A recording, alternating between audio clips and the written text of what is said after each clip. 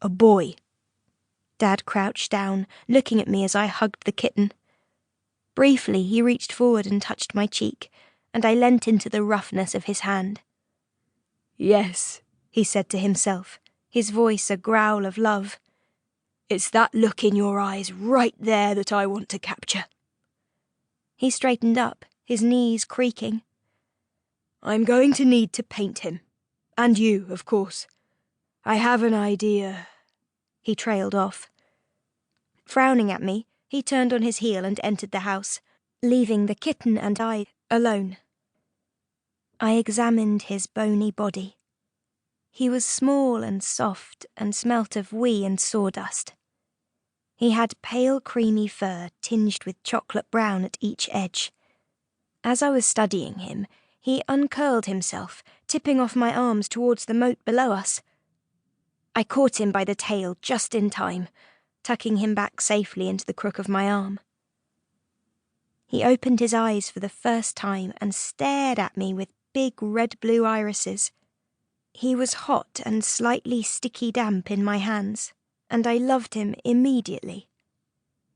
I balanced him on my shoulder and made my way up the 2 flights of stairs to my bedroom, filling the kitten in on the minutiae of our lives. Dad lost his university job ages ago, and he's been trying to work out what to do with himself ever since, I said, tickling him under his chin as I ran up the 2nd staircase, the tiny, windy one that Dad was forever tripping up on. He says we've moved here so he can paint instead of teach art. It's the summer holidays, and I'm going to be 9 soon, and Dad says he might have to give me a painting instead of a real present for my birthday, but that's okay, because his paintings are like stories made real. He says someone has to make some money or we'll be living on bread crusts and moat water, so I thought I might sell some stuff outside the house. I found some nice pebbles and tried to paint them, but I'm not very good at painting. So I wrote poems on them instead. But I'm not very good at poems either, so I dropped them in the moat. Here, this is us. I pushed open the 3-foot-high door that marked the entrance to my vast bedroom. The kitten perked up as we climbed through into the huge, bright space. It was the shape of a tent, one of those old-fashioned tents, a huge triangle. And it felt like a tent too. When it was windy outside, the air caught beneath all the beams and vibrated until you felt like there was nothing but thin canvas between you and the sky. When Dad had first shown me my room, I spent the entire day in there, not daring to believe all this space belonged to me. There were dust sheets over the furniture, and in the corner a pretty parasol leant against the wall, as if the young lady it had belonged to had left it there only moments before. The first time I opened it, it showered dust all around me, and I walked the length of the room, holding it above my head in a sedate manner, pretending I was as posh as its previous owner. I tipped the kitten onto the bed and studied him. You look like someone important, I said, and important people have long names.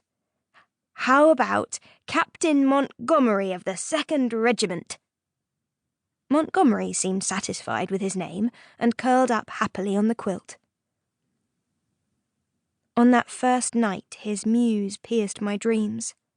He wrapped his pulsing little body about my head on the pillow, and I found him in my dreams too, popping into existence in the middle of a sweet shop, then a flowery meadow, the little bell on his collar rattling shrilly, announcing his arrival and preceding his loud meow. On waking the next morning, he followed me round the house, and Dad soon joined us, stooping to sketch us whenever we stopped, wiping his dark hair out of his eyes and grasping his stubby pencil, his knees creaking as he crouched down to get a better angle of us. Dad's love of drawing had always been a part of him, but since we had moved to Brer, it had become an obsession. His fingers, when they stroked the fringe from my face late at night, had the sharp tang of pencil lead on them, and the skin of his face had echoes of paint and pastel, especially under his eyes, where he had rubbed them so often in frustration. I had the feeling that moving to such a ramshackle house had made Dad start to go ramshackle too. His jumpers, once smart, had started to become holey and smattered with the baked bean juice that he sipped straight from the tin.